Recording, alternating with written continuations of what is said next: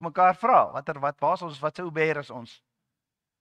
Die gerf van die beweegoffer, hierdie eerstlingsgerf word in Hebreëus die Omer genoem en beteken 'n droë maat of ongeveer 'n 10de eva, ongeveer 2 liters of 'n gerf.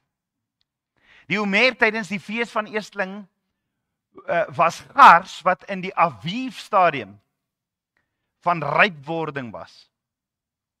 Gars was die eerste van die graanoes, terwyl die koring as offer gedurende Shavuot of Pinksterfees gebring was. So Abba Vader sê vir Moses om vir sy volk te sê, maar dan moet jy tel. Dan moet jy tel. En Abba Vader se woord gee geen verduidelik vir ons hoekom ons die dae van die feesseisoen van Pesach, van eerstlingsgerf tot met Shavuot moet tel nie. Daar word nie vir ons gesê hoekom ons dit moet tel nie, maar dit gaan gepaard met 'n opgewondenheid. Dit gaan gepaard met dit waarvoor Yeshua gebid het. Dit gaan gepaard met Abba Vader se 4de fees wat hy ingestel het, die belofte wat sou kom. Maar meer daaroor gaan ons verduidelik in die volgende weke wat kom. Dis in hierdie fees van eerstlingsgerf wat ons vandag vier, waar die eerstling van die oes en die eerstlingsbrood voor Abba Vader gebring moes word vir aanvaarding. En ons weet, Yeshua is die brood van die lewe. Hoekom moes hulle die eerstlingsbrood of die eerstlings oes vir hom bring? Die eerste oes? Die rede is sodat die hele oes aanvaarbaar kon wees. So wat se oes verteenwoordig Yeshua? Jy sien, niemand mag van die oes geëet het voordat dit deur Abba Vader aanvaar is nie. En Abba Vader se woord sê, hierdie is 'n ewige instelling. En soos wat Yeshua die volledige betekenis gegee het en die geestelike en werklike waarde vir ons van hierdie fees kom gee het hy dit presies so gedoen, want hy is die eerste een wat uit die dode uit opstaan. Lazarus is uit die dode uitgestaan. Talita Kumi het uit die dode uit opgestaan. Hy is die eerste een wat uit die dode uit opstaan en voor Abba Vader verskyn. Yeshua het opgestaan uit die dood en graf en hom op die eerste dag van die week, tydens die fees van op daai stadium was dit nog tydens die fees van ongesuurde brode aan Abba Vader gaan toon. So Yeshua is ons eerstlingsoes uit die dood. Paulus sê in Romeine 11 vers 16, en as die eersteling heilig is, dan die deeg ook. En as die wortel heilig is, dan die takke ook. Yeshua is die wingerdstok, ons is die takke, wat abide in hom, ons in hom en hy in ons. En as die wingerdstok heilig is, dan is die takke ook. Met ander woorde, Yeshua het opgestaan uit die dode en hy het sy verheerlike liggaam verkry en was die eerste gerf wat aanvaarbaar was voor Abba Vader. Yeshua was die eerste oes en dit was aanvaarbaar. En daarom vier ons hierdie fees. Ons sê dankie vir Abba Vader. Dankie vir Abba Vader. Daarom sal ons ook deur Yeshua die ewige lewe beerwe en 'n verheerlike liggaam ontvang. Dis waarna ons kan uitsien. Want hy kom terug om ons te haal. Hy is nie klaar nie, hy kom terug. 1 Tessalonisense 4 vers 16 sê, want Yeshua het self sal van die hemel neerdaal met 'n geroep, met die stem van 'n aartsengel en met geklank van die basuin van God. En die wat in Yeshua gesterf het, sal eerste opstaan. Daarna sal ook wat in die lewe oorbly, saam met hulle in wolke weggevoer word, Yeshua tegemoet in die lig. En so sal ons altyd by Yeshua wees. Okay, so die woord sê in Johannes 20, so verskyn Yeshua toe aan Maria Magdalena, uit wie hy 7 duiwels uitgedryf het. Nou voor ons kyk na die gesprek tussen Yeshua en Maria Magdalena, moet ons eers 'n ding net gou in ag neem. Wat het Yeshua vir sy disippels gesê die aand toe hy hulle voete klaar gewas het en voor hy gekruisig is? Ons het die afgelope week gekyk daarna. En ons weet Yeshua se laaste deel van sy laaste gesprek met al sy disippels voor hy gekruisig was by die laaste maal net na hy hulle voete gewas het en dit is opgeskryf deur Johannes. Dit is vir my amazing dat Johannes die disipel is, die enigste een is wat dit in die evangelies opskryf.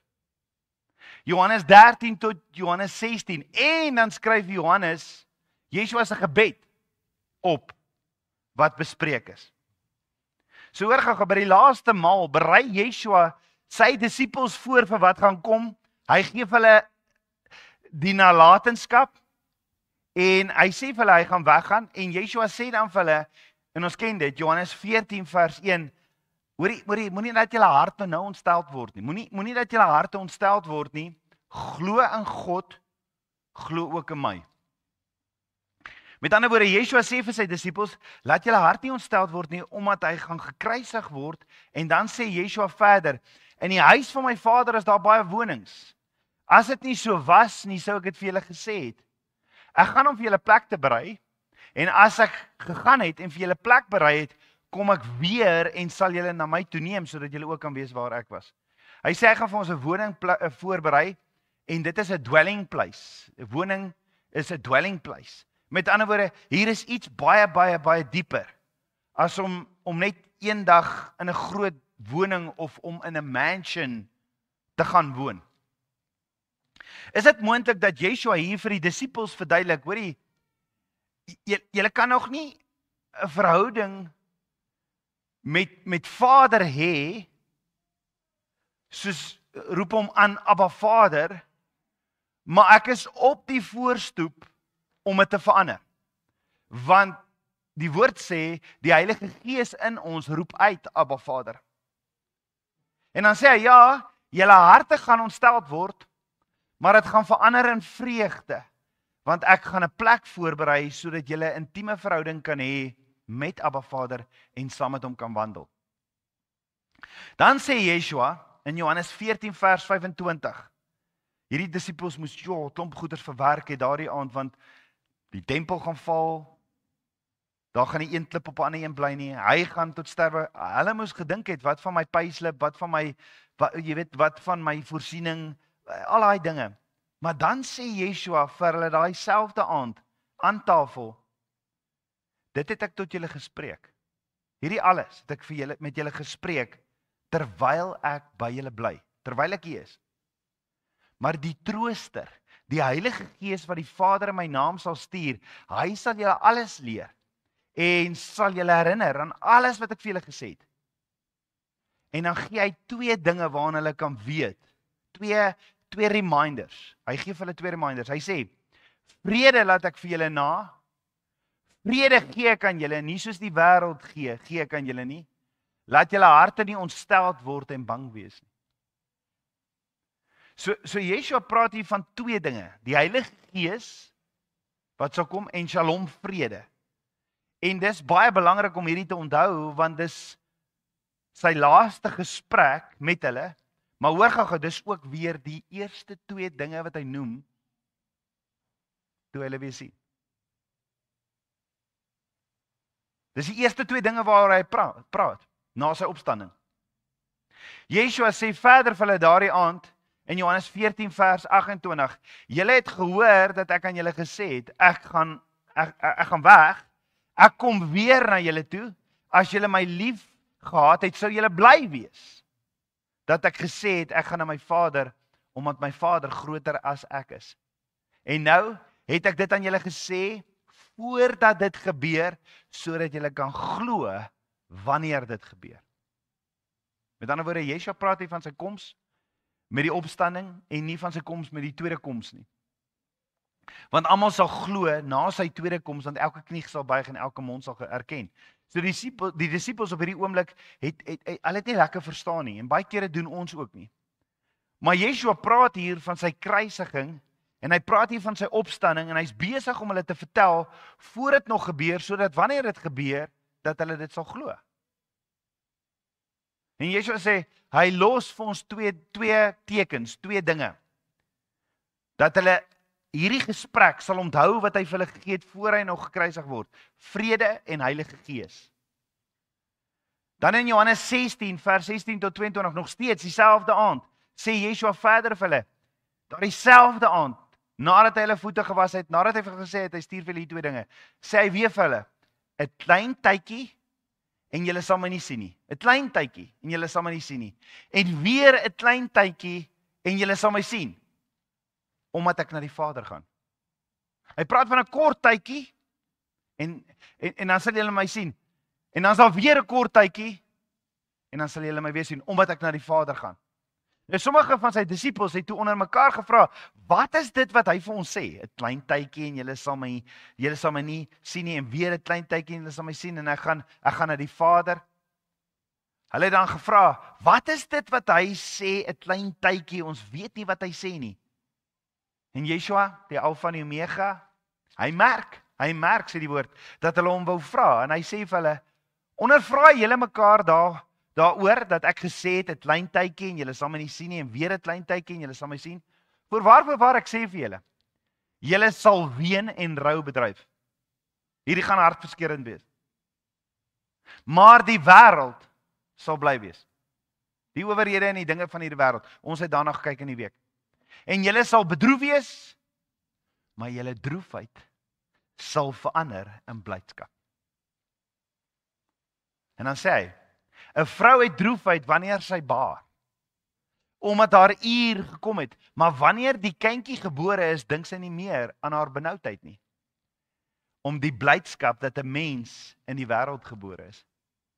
So julle het dan nou gaan ook droefheid hê, maar ek sal julle weer sien en julle hart sal bly word, en niemand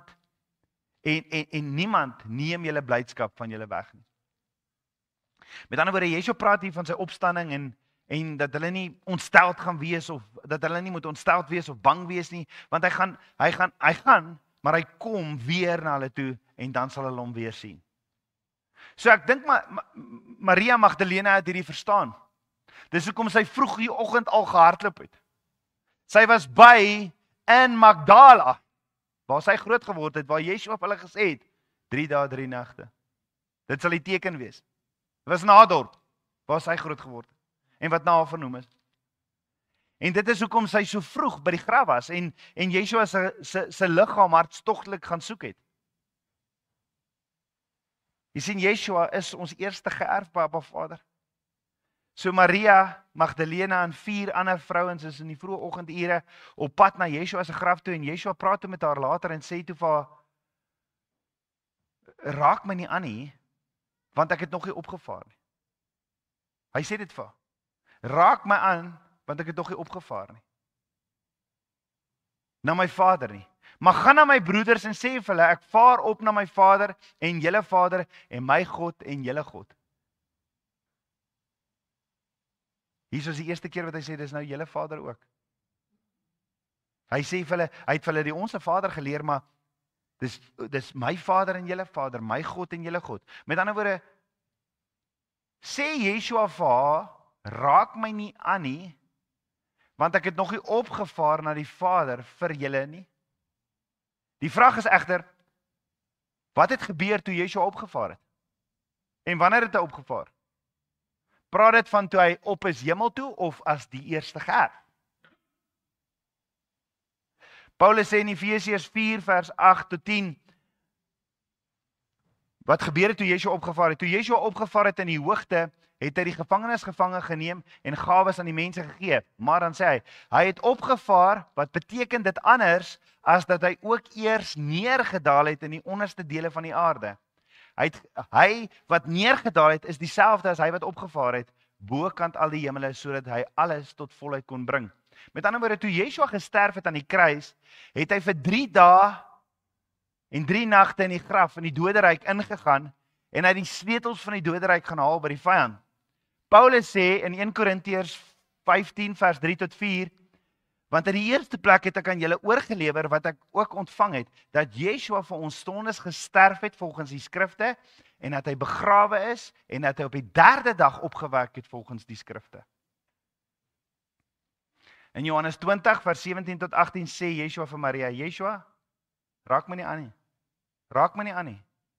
Want ek het nog nie opgevaar na die Vader nie. Maar gaan na my broeders en sê vir hulle, ek vaar op na my Vader en julle Vader en my God en julle God. Maria Magdalena het toe dit aan die disippels gaan vertel, dat sy Yeshua gesien het en dat hy vir haar gesê het, dat hy gaan opvaar na die Vader toe. So hoor gou, Yeshua sê vir Maria, hy vaar op en sy moet vir die ander gaan sê, hy gaan nou na Vader toe. En is dit nie toe dat Yeshua die Allerhoogste ingegaan het as die hoëpriester om vir ons versoening as die eerste gerf te doen nie? Want daardie aand kon hulle aan Yeshua raak. Dink gou daaroor. Wat het gebeur toe Yeshua Abba Vader ontmoet het? Want dieselfde aand, die oggend sê hy vir Maria Magdalena, jy mag my nie aanraak nie, maar daardie selfde aand was hy terug by die disippels.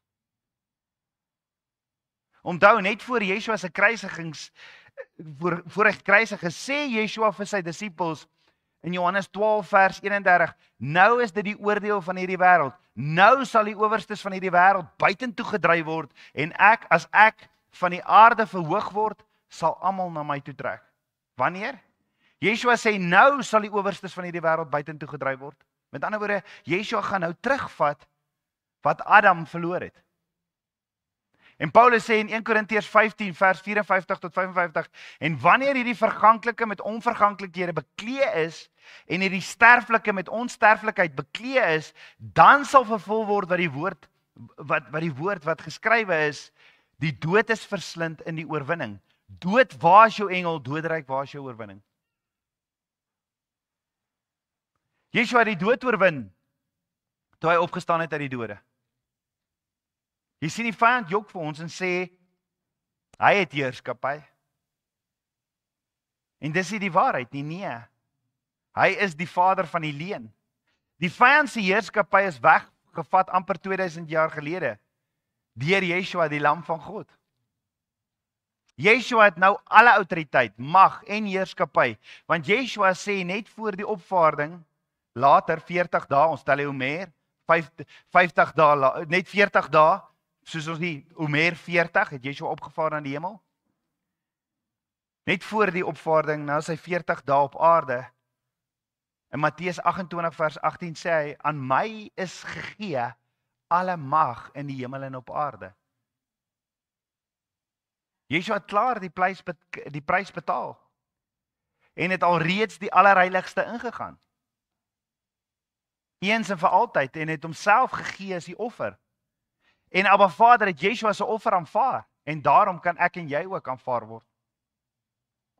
Paulus sê in Efesiërs 1 vers 5, deurdat hy ons voorbeskik het, om ons as sy kinders vir homself aan te neem, deur Yeshua Messie, na die welbehae van sy wil. So Abba Vader het Yeshua aanvaar as die eerste oes, as die eerste brood, as die eerste aar wat gepluk is, van hierdie groot oes wat volg, wat die hemele gaan inkom. En ek en jy is deel van hierdie oes, wat ook 'n verheerlike liggaam gaan kry, en wat ook die plek gaan kry wat hy vir ons voorberei het.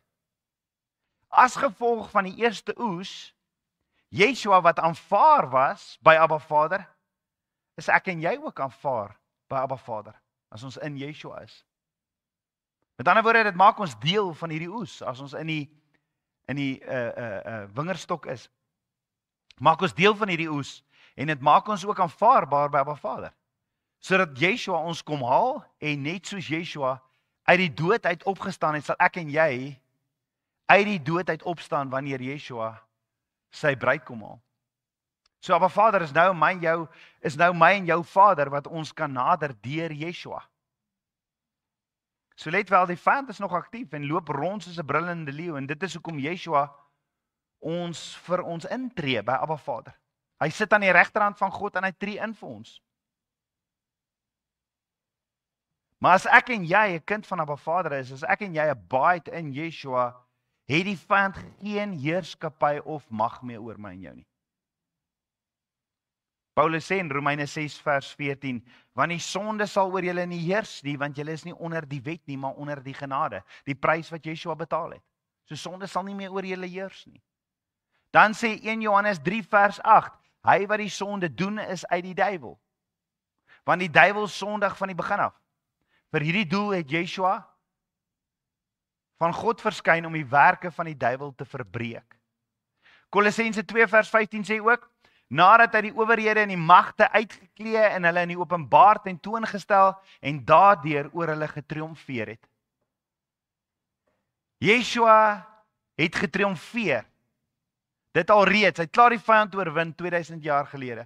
Ek en jy moet 'n baait in hom, wanneer ons 'n baait in hom het, ons die nalatenskap wat hy vir ons gegee het, nog voor hy gekruisig is. Met ander woorde, as 'n kind van Abba Vader kan ek nou uit die duisternis in die lig, in die koninkryk van lig, gaan wandel in liefde en vir hom waar sy instruksies bewaar, want dit is liefde. Sy huwelikskontrak op my hart sit in 'n shamar en nou geset handel daarvolgens lewe, want ek is lief vir hom. Toe Yeshua opgevaar het na Abba Vader toe, het Abba Vader Yeshua die eerste offer aanvaar en die koninkryk van lig het oorwin weens die prys wat Yeshua betaal het. Yeshua se offer was aanvaarbaar. Die prys is betaal en oorwinning is reeds behaal. En almal wat 'n baie het in Yeshua, almal wat ja sê in Yeshua, almal wat Yeshua ontvang, erken en in hom is en in hom glo as hulle verlosser en hom volg in verbond is deel van hierdie oes. Hierdie ryp are waarvan Yeshua die eerste een is, wat getoets is en hy die hele oes van Abba Vader aanvaarbaar gemaak. En daarom vier ons hierdie fees, Yeshua se opstanding, want ons weet wat hy gedoen het vir ons Abba Vader. Yeshua het Abba Vader se derde fees ook so perfek ontvul. Hy was die lam van God, hy is die brood sonder enige suurdeeg of gis, en hy is die eerste gerf. Yeshua het sondeloos sonder suurdeeg as eersteling offer voor Abba Vader verskyn en Abba Vader het sy offer aanvaar. So ons het in hierdie week gesien in Johannes 17 is Yeshua ons hoëpriester besig om te bid vir ons. Die 11 disippels, ons weet Judas is uit. Die 11 disippels het Yeshua hierdie woorde hoor bid. Yeshua het vir hulle hierdie nalatenskap gegee en toe bid hy, Abba, mag dit wat ek alles vir hulle geskryf het, hierdie beloftes, mag dit nou waar word. Dis opgeskryf in Johannes. Johannes het dit opgeskryf soos wat hy dit ook vir ons, sodat ons dit kan lees. En Yeshua bid hierdie gebed in hierdie laat middernagure voor hy kruisig, want dit moes 'n lang om Johannes 13 tot 16, alles wat hy vir hulle gesê het, is 'n lang preek. En dan bid hy in die middernagure net voor hy gekruisig is. Yeshua het alles gesê wat hy vroeër die aand vir die disippels in die boottrek wou sê. Dit het Johannes vir ons opgeskryf in Johannes 13 tot 16, belofte na belofte. En na die nalatenskap van Yeshua word aan sy disippels en ons hierdie gegee sodat ons dit kan bestudeer, en dit is wat ons gedoen het in hierdie laaste week. En in Johannes 17 bid Yeshua dat Abba Vader al hierdie beloftes sal vervul en dit op 'n uiteindelike manier sal vervul deur sy bruid wat hemel toe gaan om sy heerlikheid te sien. So ons het gesien, Yeshua bid toe vir ons nalatenskap en hy bid, Vader, vervul al hierdie beloftes en stuur u Heilige Gees en vul hulle dan. En dan het hy 'n klomp versoeke waarna ons ook gekyk het. Ons het gesien, hy bid vir ons geestelike sekuriteit en veiligheid. Is dit amazing? Hy bid vir ons sekuriteit of veiligheid. As jy abide in hom en hy kan jou snoei en jy dra vele vrug, sy veiligheid is in hom, ons veiligheid is in hom. Ek en jy hoef nie bang te wees vir ons is in hom. Dit bid hy in Johannes 17 vers 11 tot 12. Hy het kortliks gebid, nommer 2, vir geestelike eenheid. Maar hy bid 2 keer daarvoor. Die derde ding waarvoor hy bid, geestelike blydskap en vreugde en vrede. Dis ons nalatenskap, Johannes 17 vers 13. Dan vir ons geestelike beskerming, nommer 4, dat ons beskerm sal word, in Johannes 17 vers 14 tot 16. Die 5de een, waarna ons Vrydag aand gekyk het, is heiligmaking. Johannes 17 vers 17 tot 19. En hoe leef ons prakties in hierdie wêreld? Hoe leef ons prakties heilig in hierdie wêreld? Jy leef met 'n rein hart. Jy leef met 'n rein hart. As daar iets verkeerd gaan, bely dit voor Abba Vader. Bely ons sondes en vra vir die Heilige Gees om ons te lei. Maar daar's 'n hartsbegeerte om te wandel in geloof en in gehoorsaamheid. Toegewyd en in oorgawe. Dis hierdie heilig. En dis hierso waar jy jou gedagtes vul met die woord wat jou denke vorm en jou dade. En jy is afhanklik van die Heilige Gees. Dit is hy wat ons heilig maak van binne af. En daarom sê Abba Vader, wees heilig.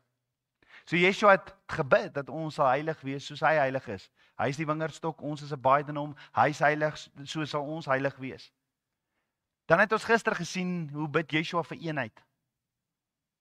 Ons het gesien Yeshua bid in Johannes 17 vers 20 tot 23 weer vir eenheid. Yeshua bid dat almal een mag wees, net soos U Vader in my en ek in U. En vandag gaan ons eindig met die 7de ding waarvoor Yeshua bid. Ons gaan kyk na hierdie 7de nalatenskap en hoe pas dit in met die invite wat hy ons genooi het om aan tafel te kom sit en met hy het dit op ons hart gesit het om eerstlingsgerf vandag eers te vier.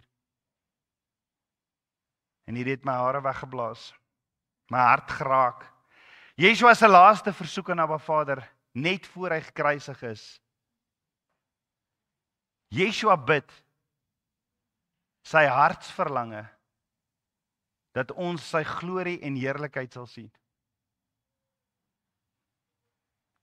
Yeshua bid in Johannes 17 vers 24 tot 26 en sê, Vader, ek wil dat waar ek is, hy praat van, hy gaan in die hemel wees.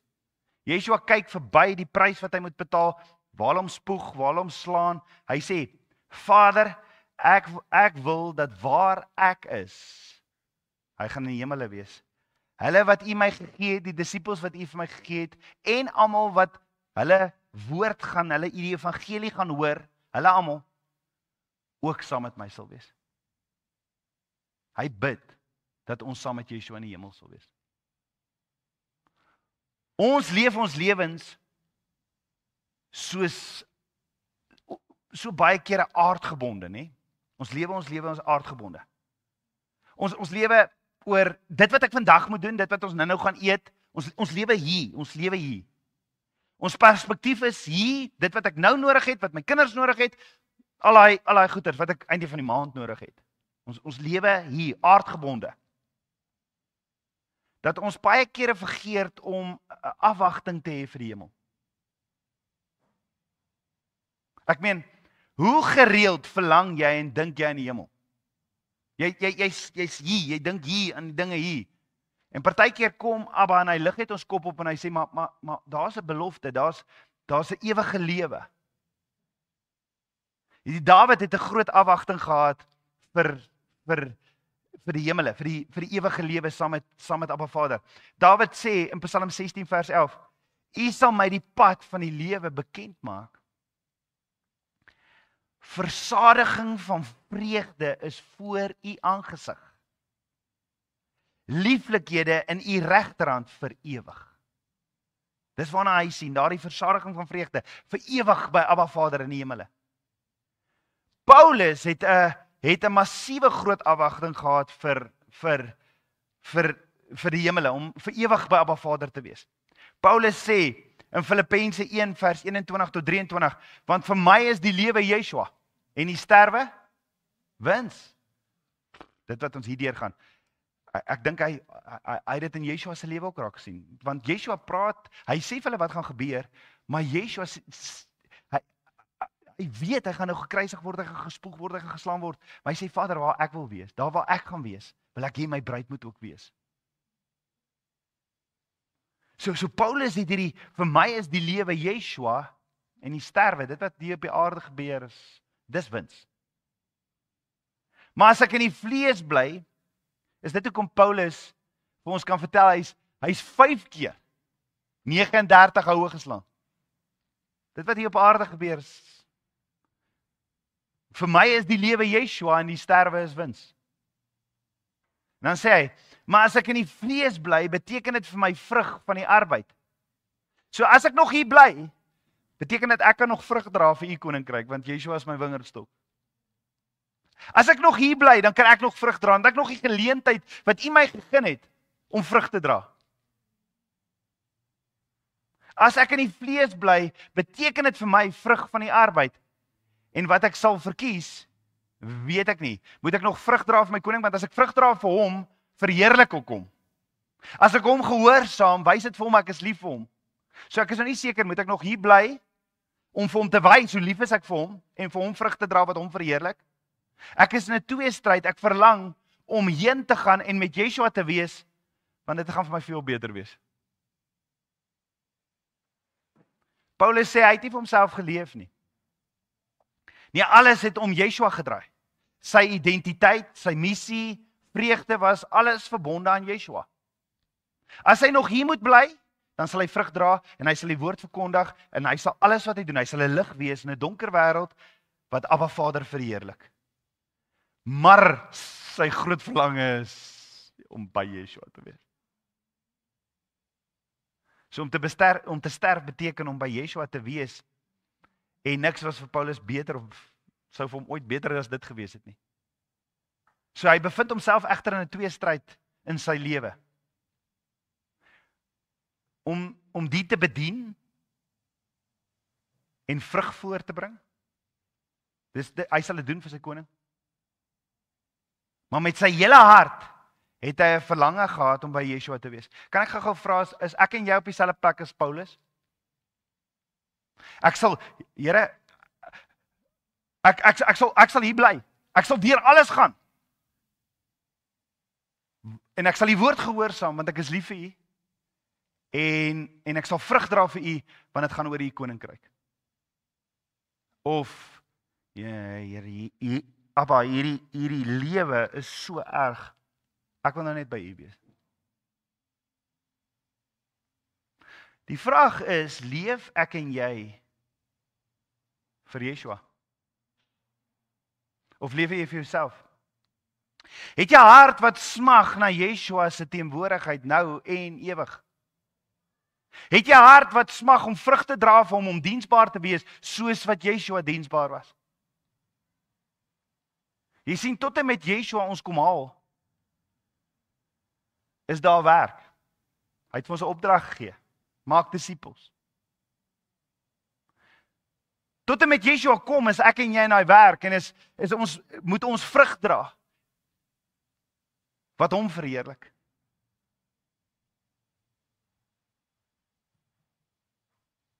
Paulus se gesindheid was, as ek lewe ek vir Yeshua. Nie my eie hartsbelange wat ek voorkeur nie. Ek het dan nog die geleentheid om my liefde aan hom te toon en verander. En as ek sterf, dan is ek by hom. Ons leef vir Yeshua. Maar in Kolossense 3 vers 1 word ons almal aangesê om aan te hou ook nastreef na die dinge daarbo. So ons moet leef om hierdie vrug te dra, maar ons moet 'n strewe hê om uit te sien na die dinge daarbo. Dis hoekom ons tog doen. Dis hoekom ons diensbaar is in die liggaam van Yeshua. So ons moet nastreef na die dinge daarbo waar Yeshua sit aan die regterhand van Abba Vader. Maar die vraag is, besef ons regtig die realiteit van die hemel? Besef ons regtig ook wat Yeshua bid as hy sê dat hulle by my kan wees en dat hulle die heerlikheid kan sien, by my en by u Vader? Dawid sê, u maak my die pad van die lewe bekend. In u teenwoordigheid is daar volheid van vreugde. Dis waarna ek uitsien. So ons weet almal iets van die hemel. Maar is maklik vir ons om vasgevang te word in beskrywings van 'n plek en nie te verstaan dat die hart van die hemel die persoon van Yeshua is nie. Maak dit sin? Ons kan baie keer sê, ja, Jesus, dit gaan so lekker in die hemel wees, want daar gaan goue strate wees. Dit so. Maar wat van die persoon? Om by Yeshua te wees. Wat gaan vir jou lekkerder wees? Goue strate of om by Yeshua te wees? Want sien, in die hemel sal ons Yeshua daar verheerlik sien. Ons sal sy heerlikheid en glorie deel. Ons sal liefde en vreugde ervaar wat ons nog nooit ervaar het nie. Ons behoort eintlik heeltyd in volle afwagting te wees vir die hemel. Kom Yeshua kom, dis hoekom dit staan in Openbaring 22, heel laaste hoofstuk in die woord. Ons verlang om in die hemel te wees. Abba is daar. Want Yeshua het ons geleer bid, onsse Vader wat in die hemel is. Ons name is ook opgeskryf daar. Wat beteken daar's 'n plek wat aan ons behoort. Ons het 'n reg daar, ons het 'n plekkie wat Yeshua vir ons gaan voorberei het. Ons burgerskap is daar, ons erfenis is daar. Yeshua sê in Matteus 5 vers 12, verbly en verheug julle omdat julle loon groot in die hemel is. Ons wil baie keer loon op die aarde hê, nê? Maar Yeshua sê, verbly en verheug julle omdat julle loon groot is in die hemel. Maar die belangrikste waarvoor ons moet ons verheug oor die hemel is, ons bruidegom is daar. En weet jy wat doen hy vir ons? Hy bid vir ons. Hy bid vir ons. Paulus sê in 1 Korintiërs 6 vers 17, wie Yeshua aanhang, is een gees met hom.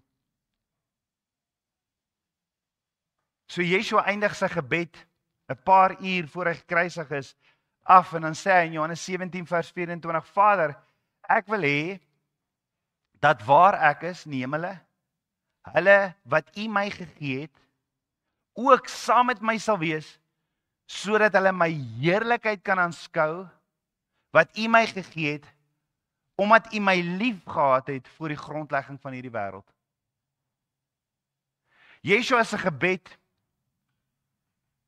toon vir ons hoe diep lief hy ons. Yeshua se gebed is 'n liefdesgebed. Dit is 'n bruidegom wat bid vir sy bruid. Yeshua bid hier en verlang dat ons by hom moet wees. Watter bruidegom wil nie by sy bruid wees nie? In sy teenwoordigheid vir altyd. Met ander woorde, dis nie net 'n hemelse belofte nie. Dis 'n persoonlike Yeshua hartsverlange dat sy bruid by hom moet wees. En nie net sal ons by hom wees nie, ons gaan sy heerlikheid aanskou. Ons gaan sy heerlikheid aanskou, die volle glorie en majesteit van wie hy is. Yeshua se heerlikheid is die uitdrukking van sy goddelikheid. Dis die uitdrukking dat hy is God. Dis die uitdrukking van sy liefde. En sy heerlikheid is die eenheid met Abba Vader. So hoor gou, Yeshua eindig sy gebed en versoek by Abba Vader 'n ewige gemeenskap met hom. Sy versoek, hy weet hy gaan nou so gemartel word. Maar hy bid net, Abba, ek gaan nou 'n plekkie voorberei vir my bruid en my gebed is net dat sy altyd by my sal wees. Jy weet so baie mense wonder, wat moet ek doen om in die hemel te kom? Maar ons bestemming is nie net die hemel nie. Dis om by ons bruidegom Yeshua te wees. 'n Bruid het 'n hartsbegeerte om by 'n bruidegom te wees en om sy glorie te sien. By hom te wees. So Yeshua se laaste deel van sy gebed toon sy hart van liefde vir sy bruid. sy versoening en heerlikheid. Hy wil hê ons wat sy bruid is, moet hom intiem ken. En in sy teenwoordigheid vreugde vind. Jy sien, die grootste beloning van die ewige lewe is nie goudstrate of 'n nuwe liggaam nie. Dis om Yeshua self te sien en vir ewig by hom te wees. As 'n vrou trou met 'n man in daai verloving, sien sy uit meer na die huis waarin sy gaan bly wat hy nou vir haar voorberei, of sien sy uit om by hom te wees? Ek kan nie vra in hierdie wêreld nie, want ons het is. Weet jy hoekom het Yeshua ons die week na die tafel toe genooi? Om af te sonder, om 'n tyd vir ons gegee op Abba Vader se bestemde tyd, om onsself skoon te maak. Weet jy hoekom? Roep hy ons in afsondering? Yeshua wil hê jy as sy bruid moet weet sy hartsverlange is dat jy by hom moet wees. Die probleem is egter ons raak verstrengel in hierdie wêreld. En Yeshua weet dit ook en dis hoekom hy daarvoor bid. En die vraag is vandag aan die bruid aan die tafel. Yeshua het alles gedeel in hierdie week. Hy het ons genooi na 'n plek toe, hy het ons gevra om ons harte rein te maak. Daar's hierdie bestemde tyd. Die vraag is, wie het jy in jou hart? Want dit waarvan die hart van vol is, loop die mond van oor. Jy sien dit in die dade. Dit wat in jou hart is, sien jy, dit trek jou om dit te doen. Is dit die wêreld of is dit Yeshua? En Johannes skryf in 1 Johannes 2 vers 15 tot 17, moenie die wêreld lief hê of die dinge wat in hierdie wêreld is nie. As iemand die wêreld liefhet, is die liefde van die Vader nie in hom nie. Want alles wat in die wêreld is, die begeerlikheid van die vlees, die begeerlikheid van die oë en die groot pratery van die lewe, is nie uit die Vader nie, maar is uit die wêreld. En die wêreld gaan verby in sy begeerlikheid, maar hy wat die wil van God doen, bly tot in ewigheid. Is dit Abba Vader se wil dat ons sy Sabbat heilig? Ja. Is dit Abba Vader se wil dat ons sy feeste vier? Ja. Is dit sy wil dat ons sy woord gehoorsaam? So die wêreld waarvan Johannes praat, is die sondige stelsel van begeertes, daardie trots. Wat het ons gesê? Wat is liefde? Liefde is om jouself te verneder en jouself leeg te maak. Dan kan jy gevul word met liefde. Dis wat Yeshua gedoen het, hy het homself verneder tot die dood toe. Die wêreld waarvan gepraat word is die sondige stelsel en die begeertes, die trots en die selfsug wat teenoor Yeshua staan. Watter een kies jy? Watter een kies jy? Hierdie persoon wat so trots en vol van die wêreld en al die weelde en al die prestasies en beste pa, beste ma, of 'n bruid van Yeshua?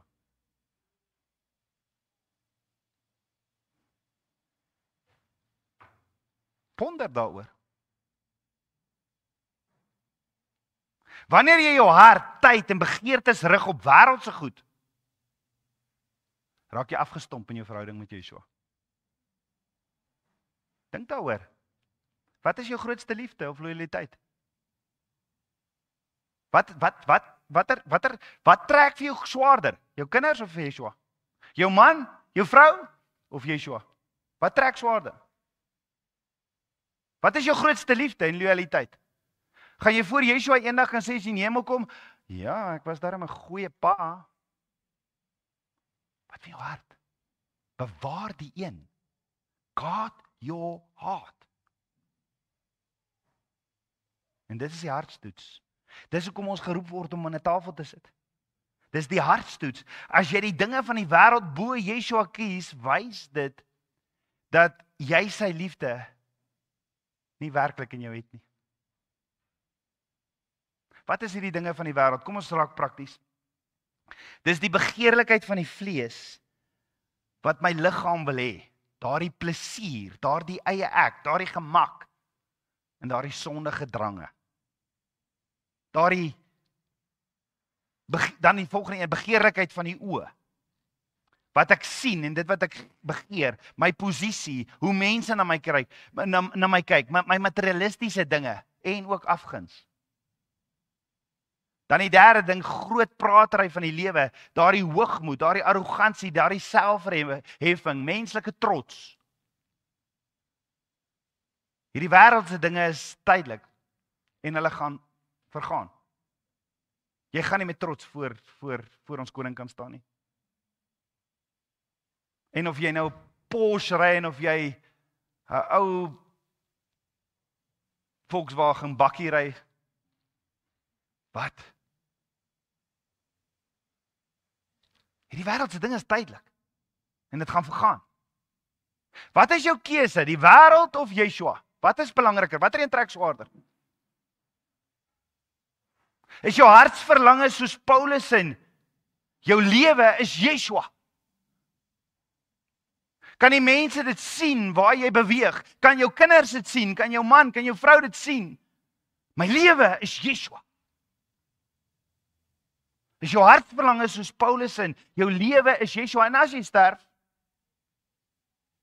wat gaan word van my kinders? Abba het hulle gestuur tydelik, hulle behoort nie aan jou nie. Hulle behoort aan Abba. Is jou lewe Yeshua en die sterwe 'n wins? Sal jy elke dag kies om sy wil te doen? Sy wil. Al is dit stroom op. Want sien, as jy enigiets in hierdie wêreld, enige ander verhouding of enige ander besitting meer lief het as Yeshua, dan lei die hemel 'n verlies.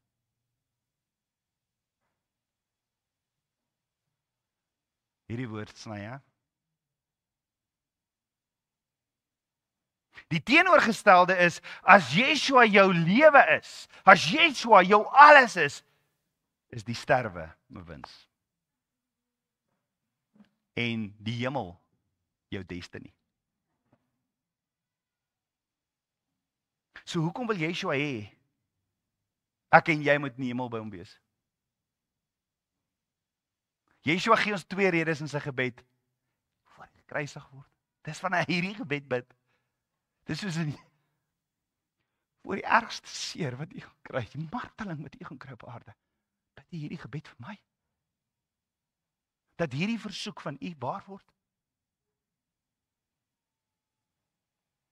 So Yeshua gee ons 2 redes in sy gebed voor hy gemartel word.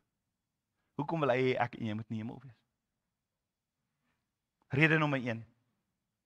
In Johannes 17 vers 24 bid Yeshua, ek wil hê dat hulle by my moet wees, Vader. Ek wil hê my bruid moet by my wees. Sodat sy my heerlikheid kan sien wat u my gegee het. Ons verstaan hierdie nie, sodat die bruid die heerlikheid kan sien wat u my gegee het. Paulus sê in 2 Korintiërs 4 dat Yeshua die Messias is, dat hy God is, dat hy die heerlikheid van God is. Yeshua wil hê ons moet sien hy's God. En volheid van Yeshua wat God is, sy heerlikheid. Yeshua wil hê ons moet sy karakter, sy liefde, sy krag en sy waarheid, volle waarheid. Hy wil hê sy bruid moet dit kan sien. Want hy weet hoe word ons verslind in valse doktrines en dinge. Hy wil hê sy bruid moet by hom wees, sodat sy die volle waarheid kan sien. Hy is die waarheid, hy is God. Dat ons sy karakter kan sien. Sy krag, sy liefde kan ervaar.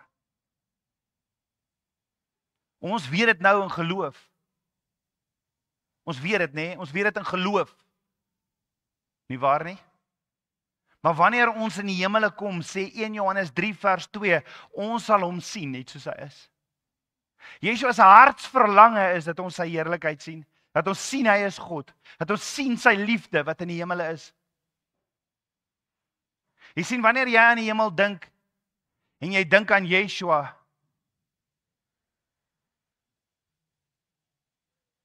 wat dink jy?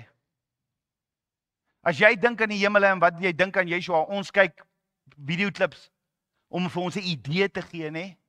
Ons het 'n vooropgestelde idee van hoe Yeshua gaan lyk en hoe die hemel gaan lyk. So ek wil vandag vir jou vra, vergeet al die foto's. Vergeet al die video's wat jy gekyk, want dit kom nie naaste by wat jy gaan sien nie.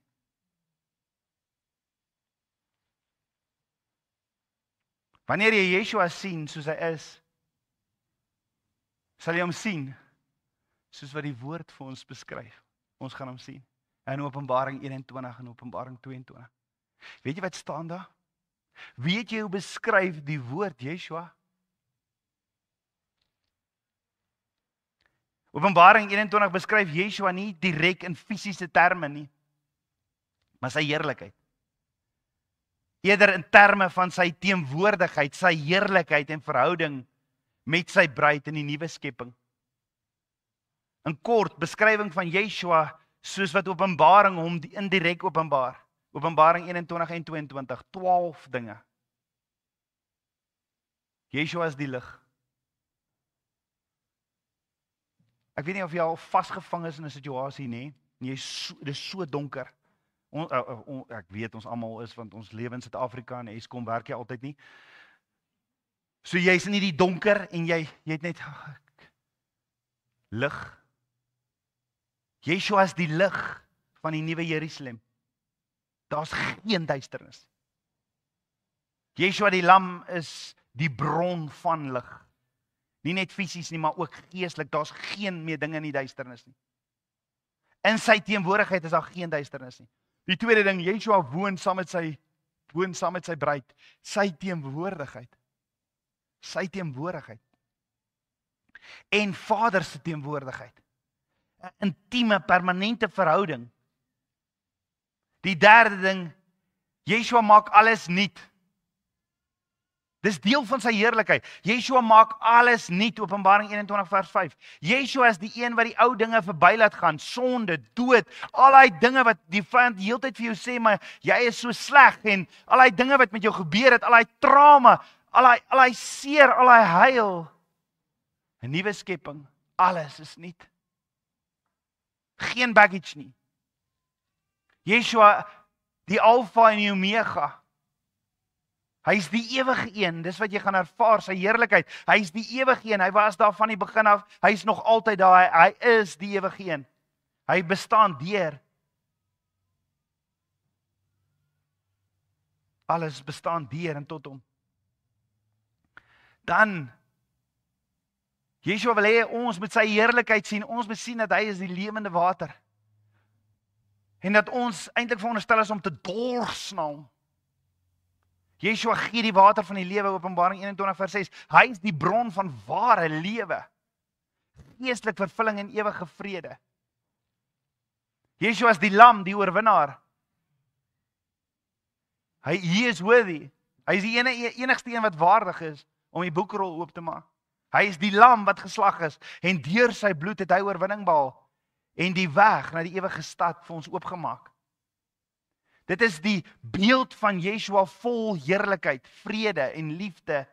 Die koning wat saam met ons sy bruid leef in 'n wêreld sonder trane of dood. Yeshua is die bron van die lewe. Yeshua is saam met Papa God op die troon. Hy wil hê ons moet daar die heerlikheid sien. Uit hom vloei die water van die lewe. Simbolies verteenwoordig die ewige, die oorvloedige lewe wat hy gee aan almal wat sy bruid is, wat aan hom glo, wat hom aanvaar, wat hom ontvang, wat hom gehoorsaam. Hy is ook, die woord sê in Openbaring, hy is die lig tot alle ewigheid. In Openbaring 22 word dit herhaal. In sy teenwoordigheid is daar geen duisternis nie. Hy is die een wat spoedig kom, Openbaring 22 vers 7. Yeshua se terugkeer is verseker, en is ook baie naby. En dit is 'n belofte. Dit dra die oproep tot gereedheid uit, en hoop. Vir my is die lewe Yeshua. Yeshua is die Alfa en die Omega, hy herhaal dit weer in Openbaring 22. Hy is alles. Hy is die oorsprong en die voltooiing van alles. En dan sê hy is die wortel en die nageslag van Dawid, hy is die blink môrester. Yeshua is die erfgenaam van die koningskap van Dawid en sy oorsprong. Hy is die koning en God. Hy is die een wat in beheer is. Hy is die een wat sorg dat elke brander uitrol. Hy is die een wat weet hoeveel hare is op jou kop. Hy weet hoeveel babas op hierdie uur gebore word. Hy weet hoeveel mense gaan dood in dieselfde uur.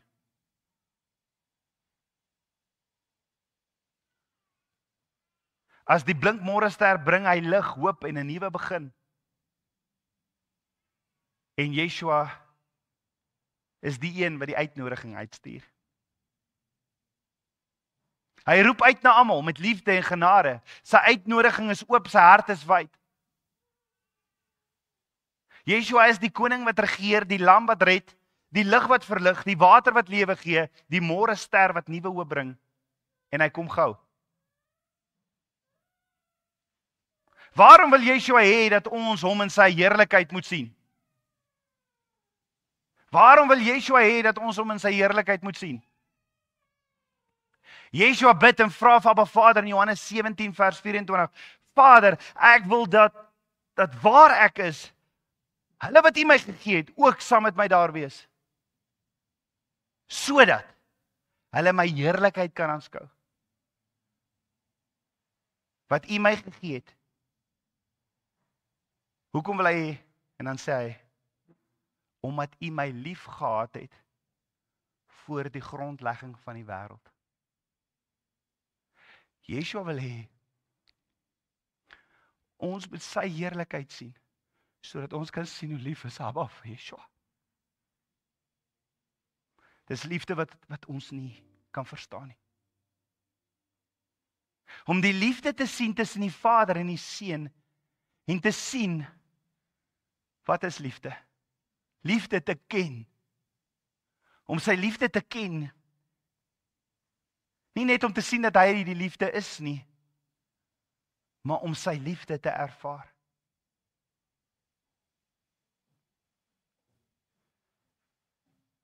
Yeshua bid dit, net voor hy nou gaan gemartel word, gekruisig word. Dit is liefde. Ons moet nie net die prentjie onthou van hom wat daai prys betaal het nie. Hy wil hê, dit is die prys, dit is want so lief het God die wêreld dat hy sy enige gebore seun gestuur het. Dit is die prys. Maar jy gaan dit ervaar in sy teenwoordigheid. Dis hoekom hy die prys betaal het. So in Johannes 17 vers 25 tot 26 eindig Yeshua sy gebed. Hoe sou jy dit geëindig het? As jy geweet het, jy gaan nou sterwe. Hoe sou jy jou gebed geëindig het? Abba, gee my krag. Yeshua eindig sy gebed en sê, regverdige Vader, al het die wêreld U nie geken nie. Het hulle U liefde nie geken nie. Tog het ek U geken. En hulle hier erken dat U my gestuur het. En ek het U naam aan hulle bekend gemaak en sal dit bekend maak, sodat die liefde waarmee U my lief gehad het, in hulle kan wees en ek in hulle. So Yeshua sê, ek gaan aanhou om U naam bekend te maak. Ek gaan die hele geskiedenis van verlossing vervul, ek gaan dit nou doen. Dit wat U plan is, die uur het gekom. Ek gaan die hele geskiedenis van verlossing vervul. Hulle gaan die naam ken, want bo op my kruis, Yod-Heh-Wav-Heh.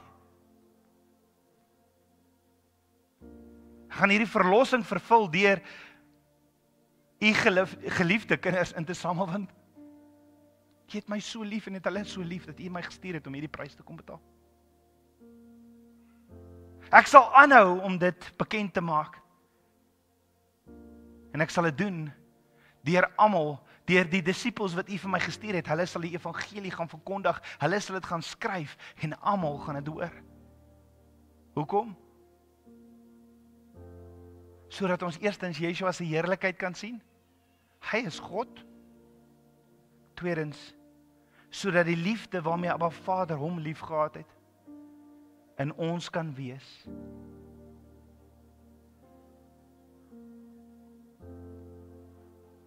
Hoe lief het Abba Vader vir Yeshua? Ek meen, as daar geen lig in die hemele is behalwe hy nie. Hy is die lig. Hy is die enigste lamp in die oneindige heerlikheid van die hemel. En Yeshua, wat alle eer voorgegee is die enigste bron van heerlikheid in die hele hemel. Dit toon mos vir ons die een vir wie Abba Vader lief het. Hy het hom so lief, dat alle heerlikheid word aan hom getoon. En nou sê Yeshua, Papa, ek wil hê hulle moet dit sien. Ek wil hê my bruid moet dit sien. Ek wil hê dat hulle hier moet, hulle moet nie, ek wil nie hulle moet hier wees nie. Nee, ek wil hê hulle moet by my wees en hulle moet die heerlikheid sien. Maar ek wil hê dat hulle in die hemele moet wees by ons en u liefde ervaar. Waarmee die Vader my lief het. Sodat hulle die liefde waarmee u hulle lief het, dat u my gestuur het om hierdie prys te betaal, dat hulle dit sal ervaar. En dat daai liefde in hulle sal wees. En dit sluit natuurlik in dat ons hom sal terug lief hê. So Yeshua se bemiddelingswerk, sy intersessie, sy voorbidding voor sy kruis is sodat sy bruid tot heerlikheid gebring word. Dat sy bruid daardie heerlikheid sal sien van sy karakter, sy liefde, en ook dat die bruid daardie onbegryplike liefde kan ervaar en kan verstaan. Vir ewig by hom. Die uiteindelike seën waarvoor Yeshua bid, is die visie van Yeshua, die waarheid. Sy glorie en sy heerlikheid en die liefde van 'n Vader en 'n Seun en Ruach HaKodesh, drie enige God. Yeshua se gebed is vol liefde, dit is vol openbaring en is vol intimiteit. Dis hoekom hy ons geroep het na tafel toe. En hy bid dit alles net 'n paar uur voor sy kruisiging. Yeshua ken die Vader volmaak. Want hy sê, al het die wêreld u nie geken nie, tog het ek u geken. Yeshua sal Abba Vader se naam bekend maak. Hy het Yeshua openbaar wie Abba Vader werklik is, sy karakter, sy heiligheid, sy genade, sy liefde. En daarom bid Yeshua vir 'n blywende liefde in gelowiges. Sodat die liefde waarmee u my lief gehad het in hulle kan wees en ek in hulle. Yeshua begeer dat sy bruid, sy volgelinge nie net sal lief hê nie, maar deur Abba Vader se eie liefde, sy geset liefde, gevul sal word. Dieselfde liefde waarmee die Vader hom en vir ons lief het. En hier toon Yeshua die doel van sy koms, hoekom hy aarde toe gekom het, sy sending.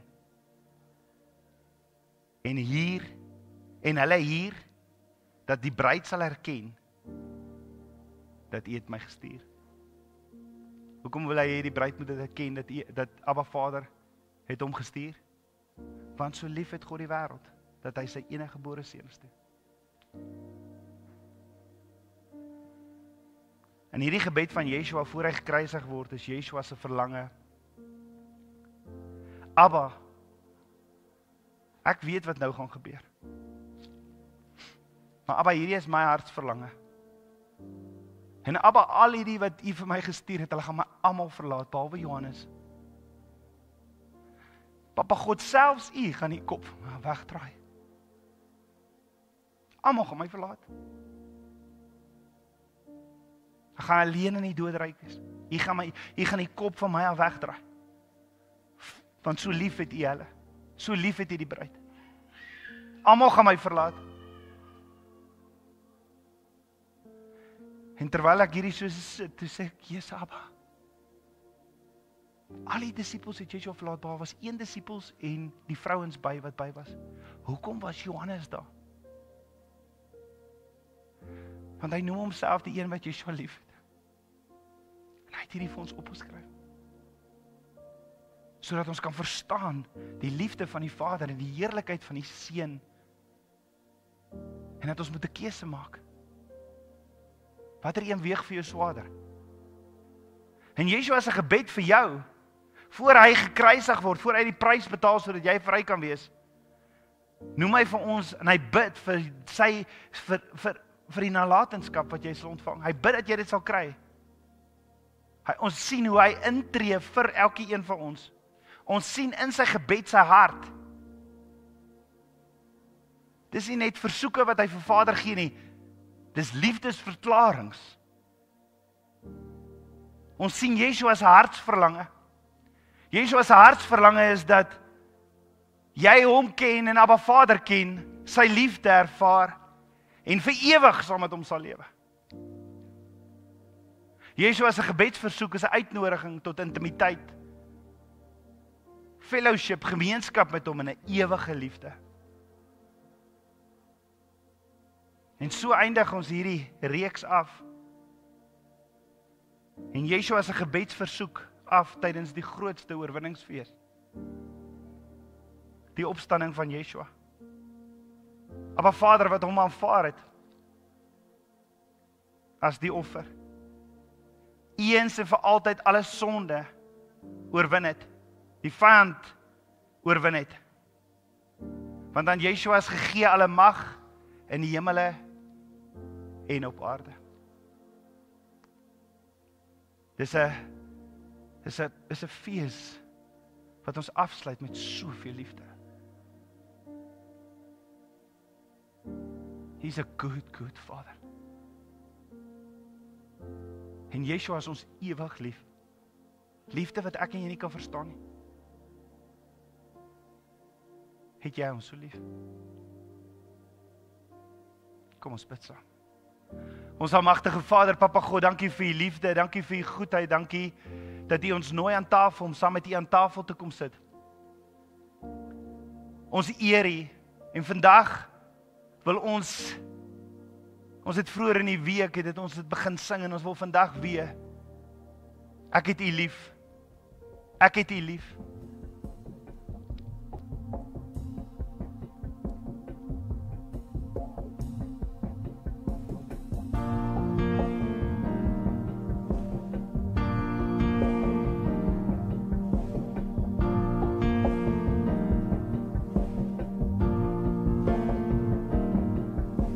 Sitting at your feet is where I wanna be. I'm home when I am here with you. Ruined by your grace and never by your gaze. I can't resist the tenderness in you. I'm deep in love with you, Abba Father. I'm deep in love with you, Lord. My heart, it beats for you, precious Jesus. I'm deep in love with you, Lord. Kom jy jou hand op jou hart sit en net jou hart alles vergeet.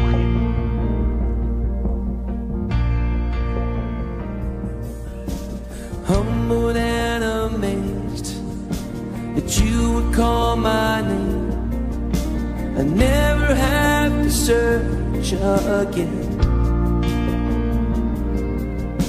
And there's a deep desire that's burning like a fire to know you as my closest friend. I'm deep in love with you, Abba Father. I'm deep in love with you, Lord. My heart, it beats for you, precious Jesus. I'm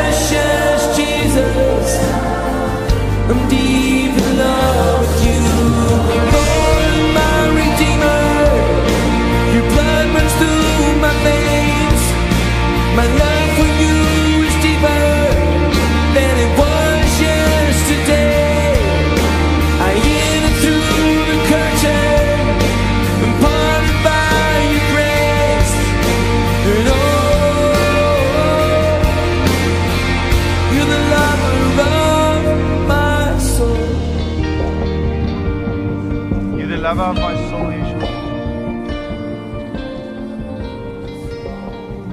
You're the lover of my soul. You're the lover of my soul. Verklaar dit vandag in jou.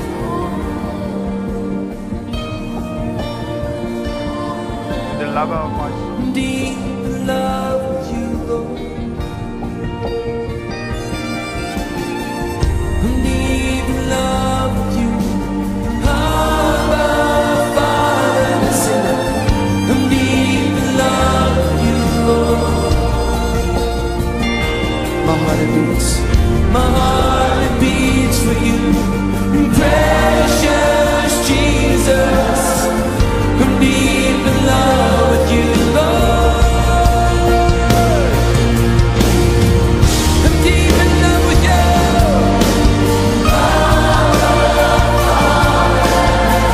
I'm deep in love with you, Lord.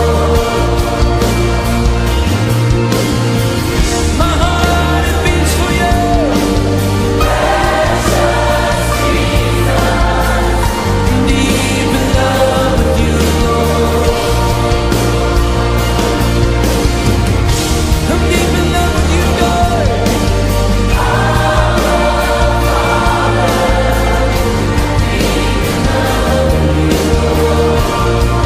My heart it beats for you.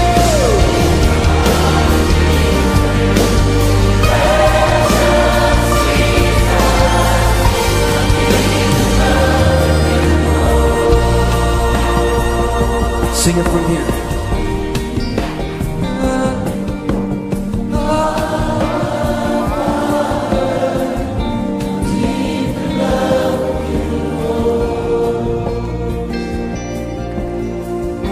Die uitnodiging is daar. Hy het jou oneindig lief. Hy het die prys betaal voor hy die prys betaal het. Was jy die heeltyd in sy gedagtes? Deep in love with you. Terwyl hy die prys betaal het, was jy die heeltyd in sy gedagtes.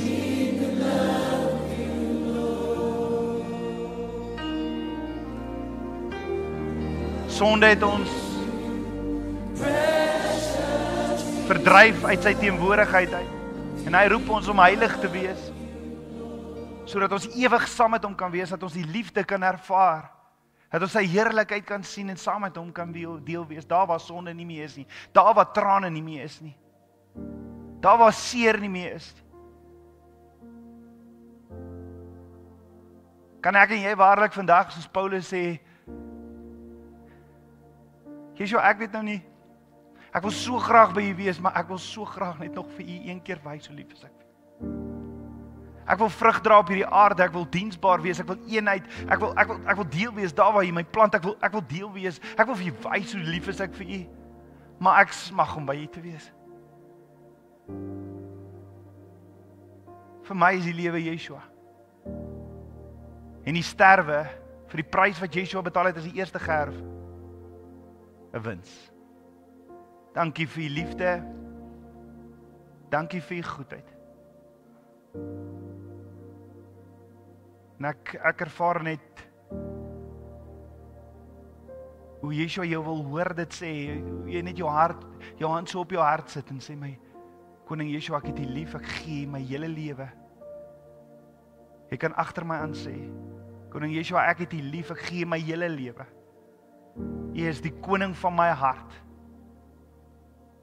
En ek wil vir u lewe. En die sterwe is wins. Ek eer u. Dankie Vader vir u liefde, u goedheid, dankie vir hierdie fees. Abba, dankie vir hierdie feeshuis. U het my hele lewe kom verander. Ek wil leeg wees van myself. Ek wil gevul wees met u. Ek eer u. Ek loof en ek prys u. Vader, dankie vir die kos wat ons saam gaan eet, saam gaan braai, saam gaan fellowship. Ons weet u is hier met ons. Dankie daarvoor. Vader, sê ons, spreek hierdie blessing oor mekaar uit. Varecha Adonai vishmarecha, Yair Adonai panavilecha vichuneka. Yesa Adonai panavilecha viasem lecha Shalom. Abba Vader sê jou seën en hy sal jou behoed. Abba Vader sal sy aangesig oor jou laat skyn en hy sal jou genadig wees.